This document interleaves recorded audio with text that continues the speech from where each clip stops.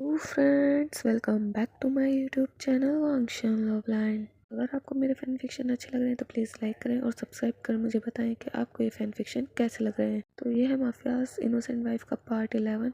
तो पिछले पार्ट में हमने देखा था नी मिंजू कह रहे थे कि फाइनली तुम यहाँ से जा सकते हो। और देखते हैं 1 महीने में क्या हुआ।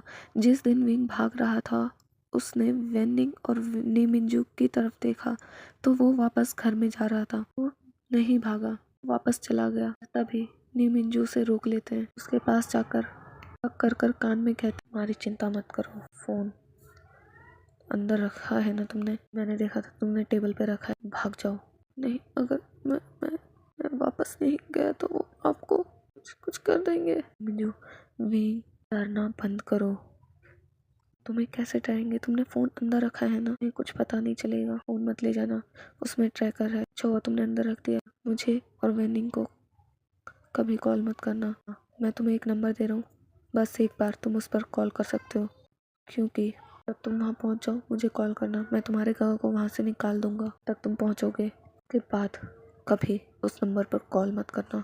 ये लेकर यहाँ से दूर चले जाना। और तुम लग रहा है कि वो हमें कुछ कर देंगे, वो नहीं करेंगे। वो तुम्हें ढूंढने लग जाएंगे, वो हम पर ध्यान नहीं देंगे और उसको पता नहीं चलेगा। मैं तुम्हारे कान में इसलिए कह रहा हूँ क्योंकि अभी मैं चला जाऊंगा, उसके बाद जाना कि बॉस को शक भी ना हो, तब तुम्हें डर भी नहीं लगेगा। ठीक है, फोन तुम्हारे पास होगा नहीं, तुम्हारा कांटेक्ट नहीं होगा तो वो तुम्हें डरा भी नहीं पाएंगे हमें लेकर। तो जाओ और भाग जाओ। ये आखिरी बार है, मैं तुम्हें गले लगा पा रहा हूँ, प्लीज मुझे माफ कर। भी मैं अच्छा गगर नहीं हूँ तुम्हारा, मैं कुछ नहीं कर सकता तुम्हारे लिए। वापस मत आना, कभी मत आना। नहीं, आप बहुत अच्छे हैं गगा। जैसे ही नी मिंजू कार में बैठते हैं सबके साथ और आगे चले जाते हैं और विंग वहाँ से भागने लगता है। पर वांग जी ने कैमरा में से देख लिया था। नी मिंजू को नहीं पता था, ना ही विंग को, कि घर में कैमरास भी लगे हैं। वांग जी तुरंत गाड़ी स्टार्ट करके गया था। ये हमने पहले देख लिया था पिछले एपिसोड में। और वो घर पर लाकर विंग को कितनी बुरी तरह टॉर्चर करता है, उसके साथ पूरी रात इंटीमेट होता है ना प्रिपेयर किए।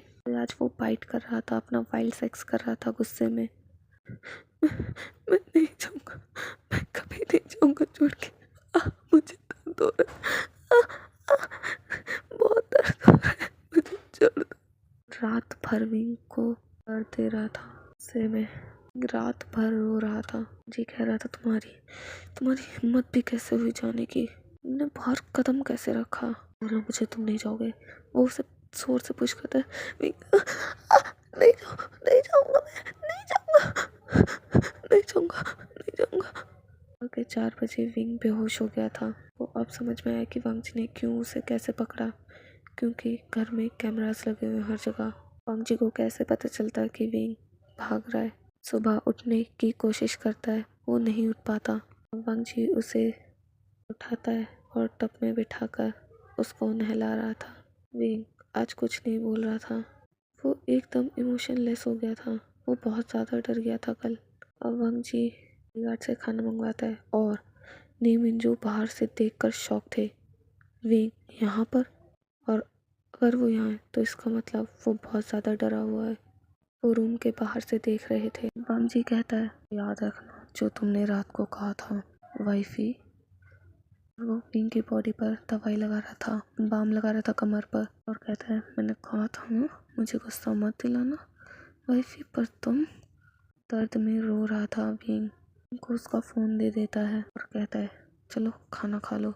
विंग वो अपने हाथ आगे बढ़ाता है, खाने के साथ खिलाता है। विंग से खाया ही नहीं जा रहा था, डर की वजह से खाना उसके गले से नीचे नहीं उतर रहा था। उसे कह पा रहा था ना खा पा रहा था। जी उसकी शक्ल से समझ रहा था कि वो नहीं खा पा रहा। वो हाथ आगे बढ़ाता है और कहता है निकाल दो, नहीं खाया जा रहा। तो जी जानता था कि विंग डरा हुआ इसलिए नहीं खाया जा रहा। जी अब शांत था। गाइस आपने सोचा कि वांग जी अचानक से ऐसा बिहेव क्यों करता है, को आगे पता चलेगा। वो अपने पास देखकर जी अभी शांत था। विंग खा ही नहीं पा रहा था, मैं निकाल दिया के हाथ पर। अब वांग जी बाहर जाता है ये कह के कि दवाई खा लेना, टेबल पर रखे, और खाना खाने के बाद। विंग आज वांग जी को नहीं देख पा रहा था। जी ठीक है पापे, मैं ऑफिस जा रहा हूँ। वो उसके फोरहेड पर किस करता है। विंग कुछ नहीं बोल रहा था, वो अब इमोशनलेस हो चुका था। उसकी आंखों से अब आंसू भी नहीं गिर रहे थे और वांग जी ने जाने से पहले विंग के पैरों में बेड़ियां लगा दी थी। विंग कुछ नहीं कहता, चुपचाप बेड पर लेट जाता है। वांग जी बाहर जाने से पहले ली मिंजू से कहता है विंग को खाना खिला देना और दवाई भी दे देना। वांग जी चला जाता है और ली मिंजू तुरंत दौड़कर अंदर जाते हैं, उनको हक कर लेते हैं। पर वो देखते हैं ना विंग रो रहा है ना कुछ उनसे कह रहा है।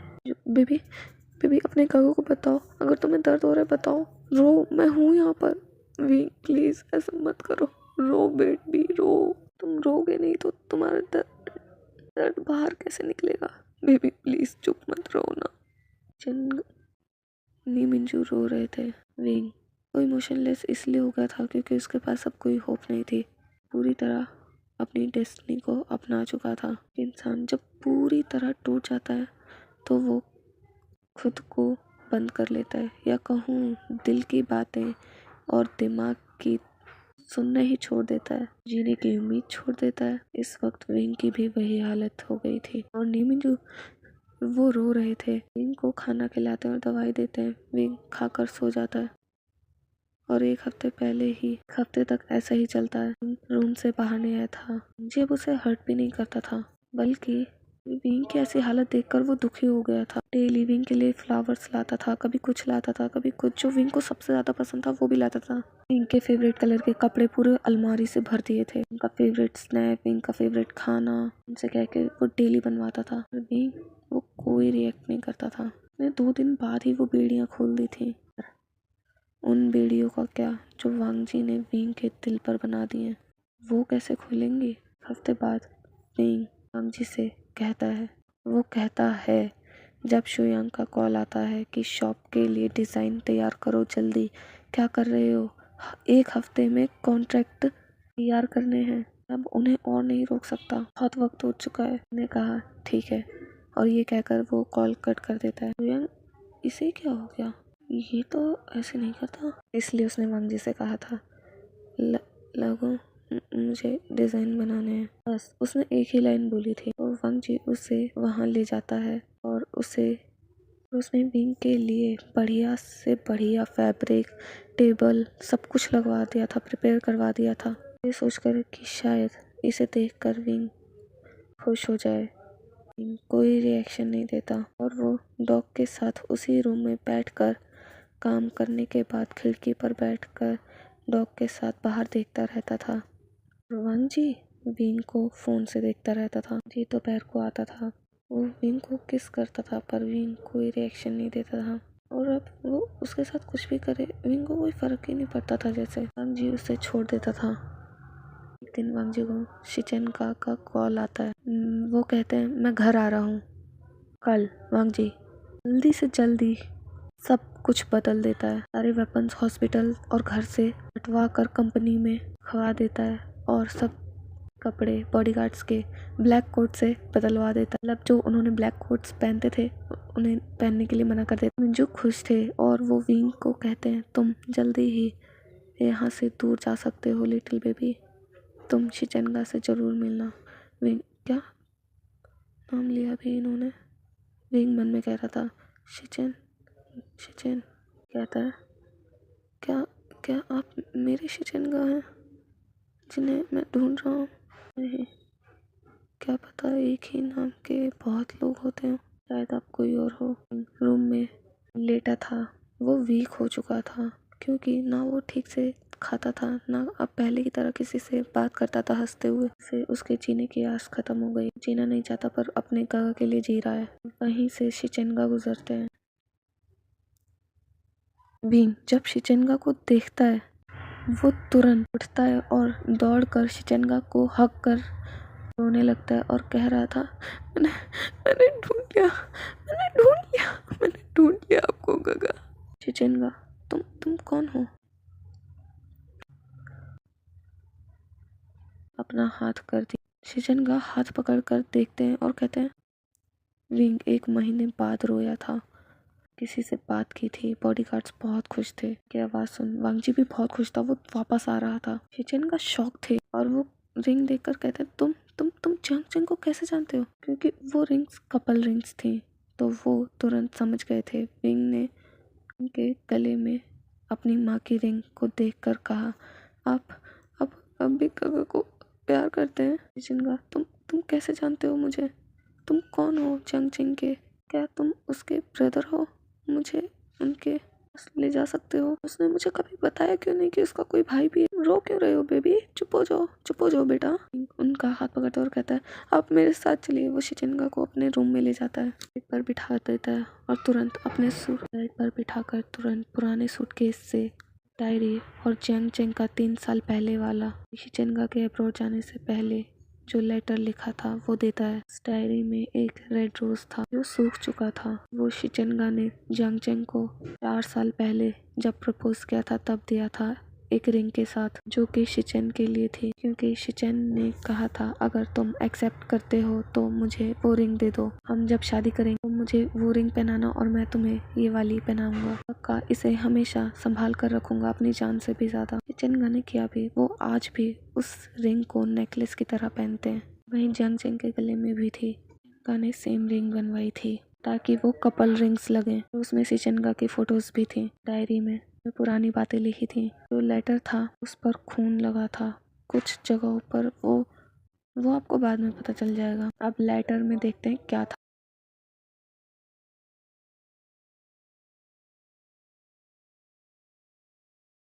शिचिंगा देखते हैं, उस पर डेट थी 21/10/2021। उस लेटर पर एक दिन पहले की डेट थी जब शिचिंगा अब्रॉड स्टडीज के लिए जा रहे थे। वो पढ़ना शुरू करते हैं। डियर शिचेन, मैं आपसे बहुत प्यार करता हूँ, इतना मैं आपको खुद से अलग भी कर सकता हूँ आपके लिए। मैंने झूठ कहा था कि मैं पैसों की वजह से आपके साथ था कि आप मुझसे ब्रेकअप कर लें। मैं जानता हूँ आप इस पर यकीन नहीं करेंगे, आप वापस आएंगे, इसलिए मैं आपको बता रहा हूँ। हाँ, मैं आपसे प्यार करता हूँ, बहुत प्यार करता हूँ। और अगर उस दिन मैं झूठ नहीं बोलता तो आप मुझसे ब्रेकअप नहीं करते। आपको नहीं रोकना चाहता था। मैं जानता हूँ आपका सपना है वो। मैं आपके लिए सेल्फिश हो रहा था।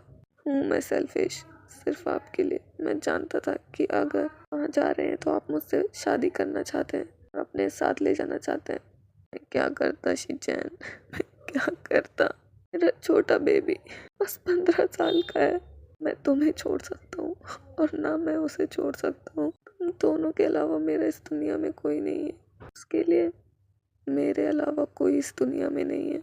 माँ पापा के जाने के बाद मैं ही उसके लिए माँ बन गया। होता है ना फ्रेंड्स, बड़ा भाई या बहन आपका पेरेंट्स की तरह ध्यान रखते हैं। वे कहने से पहले समझ जाते हैं कि आपको किस चीज़ की ज़रूरत है, आपके लिए ले आते हैं। से ही चैंग चैंग बिंग के लिए उसकी माँ बन चुका था। शिचेन, मैं जानता था कि अगर मैं आपको बताता तो आप उसे बिल्कुल उसके पिता की तरह प्यार करते, उसका ध्यान रखते। मैं आपके सपने को भी जानता था। मैं कैसे आपको पीछे छोड़ देता, और मैं थोड़ा सेल्फिश हो गया आपके लिए और अपने लिटिल बेबी के लिए। चैन, आपको छोड़ सकता नहीं हूँ और बेबी को भी नहीं छोड़ सकता। बहुत सेल्फिश हूँ ना, मैंने आपको बहुत हर्ट किया, मुझे माफ़ कर दो शिचेन। मैं आपसे बहुत प्यार करता हूँ, आपके अलावा मैं किसी के बारे में नहीं सोच सकता। मैं आपका हमेशा इंतज़ार करूँगा, प्लीज़ मेरे लिए आप डॉक्टर बनकर ही आइएगा। इसलिए मैंने कहा कि इसे वहाँ पहुँचकर ही खोलिएगा। वहाँ पर बहुत सारे आंसू की बूंद थी, सूख चुकी थी। इससे पता चल रहा था कि जियांग चेंग रोया था। लेटर लिखते वक्त उसमें लास्ट में लिखा था, आपका बाओबे जियांग चेंग। उस पर बाओबे इसलिए लिखा था क्योंकि शिचेनगा प्यार से जियांग चेंग को बाओबे बुलाते थे। शिचेनगा बोलते हैं जियांग चेंग, तो तुम जियांग चेंग के भाई हो? हाँ काका, और मेरा नाम विंग है। और वो शिचेनगा को हक कर फिर से रोने लगता है। शिचेनगा, क्या हुआ बेटा, क्यों रो रहे हो? तो मैं आ गया हूँ ना, मैं सब ठीक कर दूंगा। गगा ने सच कहा था शिचेनगा। क्या क्या कहा था? कि आप बिल्कुल मुझे पापा की तरह प्यार करेंगे जैसे गगा मुझे मम्मा की तरह करती है। शिचेनगा, अच्छा विंग बेटा, इस लेटर पर इतने रेड मार्क्स क्यों हैं? बिल्कुल खून की तरह लग रहे हैं।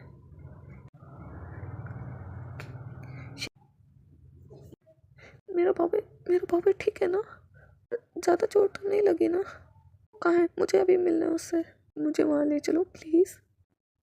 गगा, मैं ले चलूँगा पर ये लेटर गगा ने आपको देने आ रहे थे आपके अब्रॉड जाने से पहले, पर रास्ते में उनका एक्सीडेंट हो गया और जब मैं उनके पास पहुंचा तो उन्होंने ये लेटर दिया और कहा तुम उनके पास जाना, अगर आज मुझे कुछ हो जाए मेरी डायरी में लास्ट पेज पर उनका नंबर है, उन्हें कॉल कर लेना, उनके साथ रहना, वो तुम्हारा बिल्कुल पापा की तरह ध्यान रखेंगे। के बेबी। और चैन चिंग बेहोश हो गया था और पूरी तरह खून से लथपथ था और वो इस वक्त हॉस्पिटल में थे। विंग बार बार शिचेनगा को कॉल कर रहा था, कॉल नहीं लग रहा था, वो रो रहा था। शिचेनगा को कहते हैं क्योंकि मेरा फ़ोन और वॉलेट चोरी हो गए थे बेटा, पर मैं जब तुम्हारे घर गया था समय बाद मैं वापस आया था क्योंकि मैं जानता था कि कोई वजह तो ज़रूर होगी। मैं पापा को बहुत अच्छे से जानता हूँ, वो हमेशा दूसरों की सोचता है, इसलिए जब मैं घर आया तो उन लोगों ने कहा कि तुम लोग घर छोड़कर चले गए हो, तुम कहाँ थे? गगा, मैंने इसलिए बेचा क्योंकि गगा का इलाज कराने के लिए पैसे नहीं थे और उस वक्त मैं छोटा था, काम भी नहीं मिलता, मैं ज़्यादा जानता भी नहीं था। मैंने बगल वाले अंकल से मदद मांगी, मैंने उन्हें बताया तो उन्होंने मुझे पैसे भी दिए थे, पर गगन ने कहा था किसी से उधार नहीं लेना चाहिए। ओके बेबी, मैं छोटा था गगन, मुझे नहीं पता था कि वो दुकान से सामान लेने के लिए मना करते थे, बस मुझे लगा इसलिए मैंने वो घर बेच दिया कि मैं उनसे ऐसे पैसे नहीं ले सकता था। मैंने उन्हें कहा कि आप घर रख लो, बदले में मुझे पैसे दे दो, गगा ठीक हो जाएंगे तो मैं वापस दे दूंगा आपको। मैंने गगा के हॉस्पिटल बिल्स पे किए उससे। कुछ दिन बाद डॉक्टर्स ने कहा आपके गगा कोमा में जा चुके हैं। गगा नहीं उठ रहे थे, बहुत दिन तक रोता रहा, वहाँ बैठा रहा। मैंने कहा भी, मैं फिर उनके पास लेट गया, 4 दिनों तक मैं वहीं लेटा रहा उनके पास, हक करके, और बस यही बोलता रहा कि गगा उठ जाइए, प्लीज़ उठ जाइए। मुझे नहीं पता था डॉक्टर्स ने क्या कहा, मैं छोटा था, मुझे समझ ही नहीं आया। मैं उनके पास लेटा रहा भूखा प्यासा, उन्हें बोल रहा था उठ जाओ गगा, प्लीज उठ जाओ ना, मैं नहीं रह पाऊंगा, अपने लिटिल बेबी को मत छोड़ो ना ऐसे, गगा उठो ना। गगा, वो नहीं उठ रहे थे। गगा कहते हैं सब मेरी गलती है, सब। शिजनगा भी रो रहे थे और कह रहे थे सब मेरी गलती है, मुझे माफ़ कर दो बेटा, मुझे जाना ही नहीं चाहिए था, मुझे एक गगा से लड़ना चाहिए था, उस तुम्हारे गगा को पकड़ लेना चाहिए था, तुम्हें इतना कुछ झेलना पड़ा, मुझे माफ़ कर दो, मैं तुम्हारा ध्यान नहीं रख पाया बेटा, प्लीज़ पापा मुझे माफ़ कर दो, मैं हमारे बच्चे का ध्यान नहीं रख पाया। शिचिन का क्या आंसू साफ करता है और कहता है आपकी कोई गलती नहीं है गगा। शिचिन का फिर तुमने क्या किया? मैं फिर गगा के पास ही बेहोश हो गया था क्योंकि मैं भूखे प्यास से 4 दिन तक उनके पास लेटा हुआ था यहाँ करके। जब होश आया तो वो लैंडलॉर्ड वाले अंकल ने मुझे संभाला और हमारा घर में मुझे रहने दिया। मैंने जैसे तैसे पढ़ाई की और कुछ लोन लिया पढ़ाई के लिए, और जो कुछ पैसे बचे थे घर बेचकर उससे मैंने शॉप खोली अपने दोस्त के साथ। मैंने डिज़ाइनिंग की स्टडी करी थी तो मैं डिज़ाइनिंग में अच्छा था और डिज़ाइनर बन गया। हर रोज़ हॉस्पिटल जाता था पढ़ाई के करने के बाद, उम्मीद से कि आज तो गगा उठेंगे। वो लोन शार्क वाले डेली मुझे परेशान करने आते थे। गगा, मैं हर दिन जाता था और हर दिन टूट कर आता था, गगा नहीं उठते थे। मैंने हार नहीं मानी और गगा का ध्यान रखा। शिचेनगा मेरा अच्छा बेटा, बॉडीगार्ड कहते हैं ये सर। और आपको पता है वो अपने देखा था ना नीचे एक डॉग, डेली वो मैडम का डॉग है, हम उन्हें खाना देती थी रोज। वहाँ पर कोई औरत, वहाँ पर मैडम रहती थी, वहाँ पर कोई पानी चलाकर भूल जाती थी तो वहाँ ये पेड़ों के बीज डालते थे और हमेशा एक छोटी बच्ची की मॉम को पैसे देते थे रोड पर। वो बच्ची मैडम की वजह से स्कूल गई पहली बार। स्टॉक ने मैडम को एक्सीडेंट होने से बचाया। सबकी मदद करते हैं और इनके आसपास के लोग हमेशा खुश रहते हैं। शिचिनगा, ये मैडम लगा रखा है, कौन है मैडम? विंग, छोड़िएगा, वो मेरी बात कर रहे हैं। शिचिनगा, तो तुम तो बिल्कुल अपनी माँ पर गए हो। विंग, माँ? शिचिनगा, मेरी बॉबी पर पहली बार मैंने भी जियांग चेंग को, तुम्हारे काका को भी ऐसे ही मिला था। वो एक ग्रैंड माँ को रोड पर खाना दे रहे थे और जब उन्होंने उसमें से तुम्हारे काका को खिलाया, तुम्हारे काका ने बेझिझक आगे बढ़कर उनके हाथ से खाना खा लिया और सब तुम्हारे काका को पागल कह रहे थे। पर तुम्हारे काका की यही बात मुझे बहुत अच्छी लगी। हाँ, क्योंकि काका कहते हैं कोई छोटा या बड़ा नहीं होता। हाँ, बिल्कुल सही कहते हैं। तुम बिल्कुल डिट्टो मेरे बाबू की तरह हो, दो कॉपी। हाँ, शायद क्योंकि वो मेरे काका हैं। अच्छा, बाबे कहाँ हैं ये बताओ। बंग जी आकर कहता है, चलिए मैं लेकर चलता हूँ। बंग जी ने 1 महीने में आज को बात करते हुए देखा था, हंसते हुए, इसलिए वो जल्दी घर आ गया था और वो विंग की बात सुनकर रो रहा था।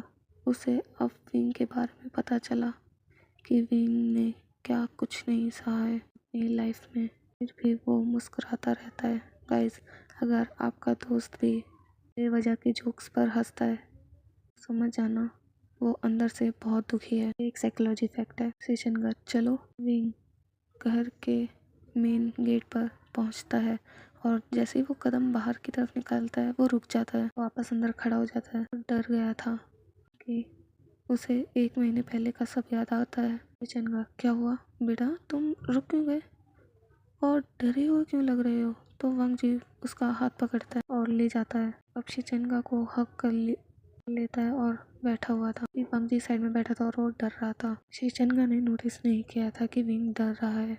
अब विंग इतने दिन बाद जियांग चेंग को देखकर रो रहा था। गाइस, मिलते हैं हमारे नेक्स्ट पार्ट में। तब तक के लिए bye bye friends. Bye bye cuties.